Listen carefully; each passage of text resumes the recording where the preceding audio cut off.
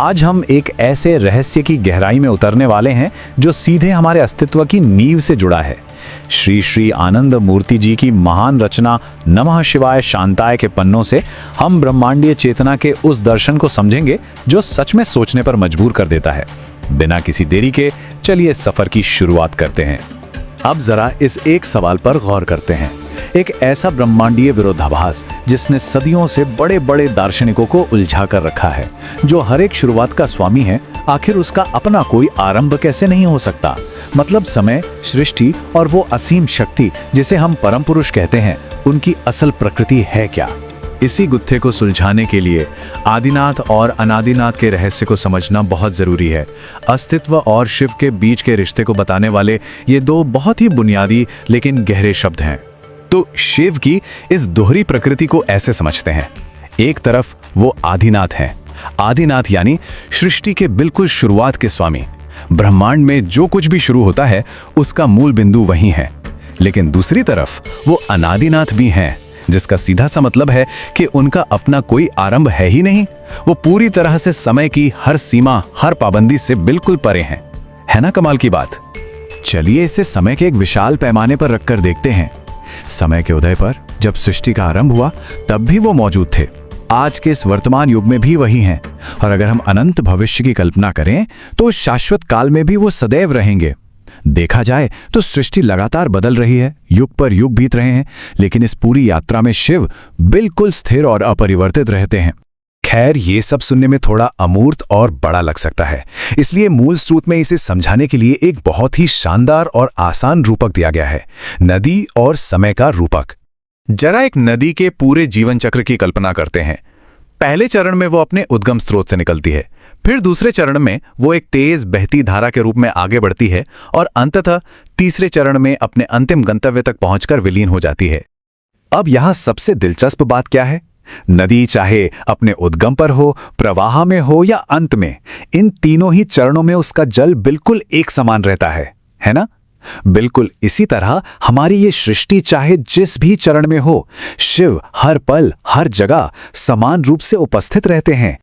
तो अब सवाल ये उठता है कि इतने विशाल ब्रह्मांडीय पैमाने के बीच हम इंसानों की जगह कहाँ है? मानव और उस शाश्वत शक्ति का आपस में क्या संबंध है?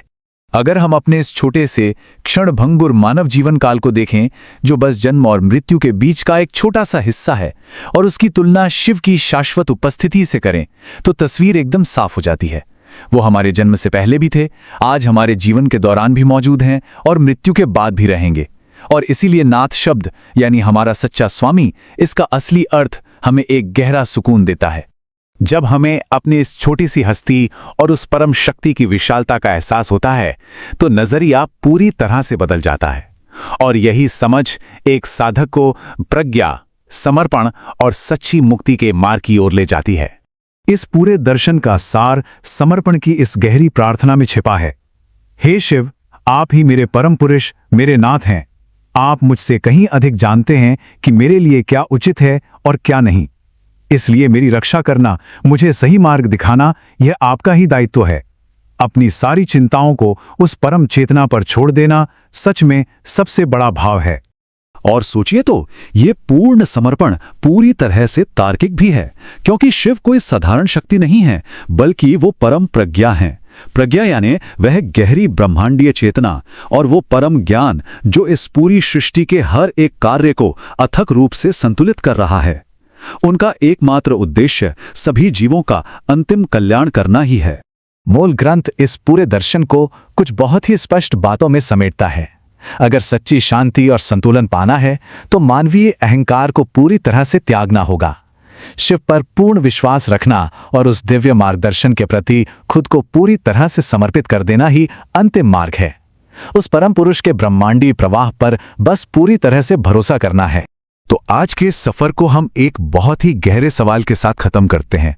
इस विशाल ब्रह्मांडीय चक्र का एक इतना छोटा सा अंश होने के बावजूद आखिर वो क्या चीज है जो इंसान को अपना अहंकार त्यागने और सच्ची मुक्ति पाने से रोक रही है? हमारी सामूहिक यात्रा जीवन की क्षणभंगुरता और इस ब्रह्मांड के शाश्वत आलिंगन के बीच ये सच में गहराई से सोचने वाला विषय है। एक ऐसा सवाल जो लंबे समय तक हमारे साथ रहेगा।